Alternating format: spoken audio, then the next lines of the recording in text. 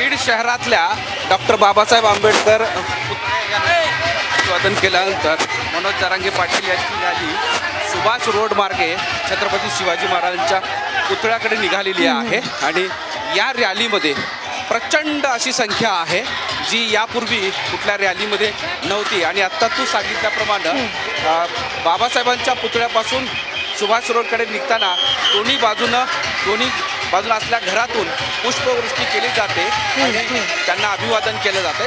कारण गेल्या 3 महिन्यापासून मराठा आरक्षणासाठी हा योद्धा लढतो आहे अशी भावना प्रत्येक मराठा समाजाला झालेली आहे आणि त्यामुळं या रॅलीमध्ये उत्स्फूर्तपणे सहभाग आणि जे सहभागी झाले नाहीत त्यांनी आपापल्या परीनं त्यांचं स्वागत करण्याचा प्रयत्न केला जातो आणि ते चित्र सध्या इथं दिसतं आहे।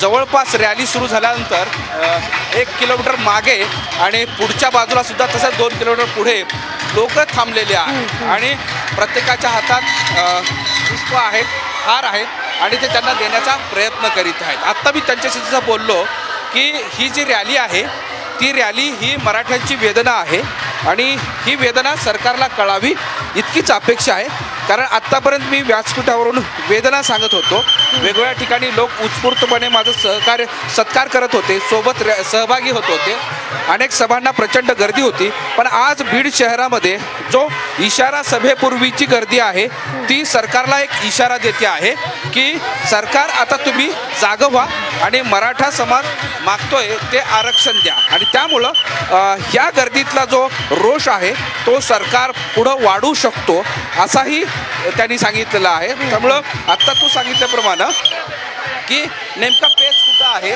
तर मराठा समाजाला आरक्षण 2 टप्प्यामध्ये द्यावं ही सुरुवातीपासून मागणी होती। एक तर ओबीसी आणि दुसरं राज्य सरकारने अगदी नक्कीच माधवजी या संदर्भातले अपडेट्स तुमच्याकडून जाणूनच घेत राहणार आहोत। मात्र काही वेळापूर्वी तुम्ही मनोज जरांगे पाटील यांच्याशी संवाद साधला होता, ते आपण ऐकूयात त्यांनी नेमकी काय भूमिका मांडली।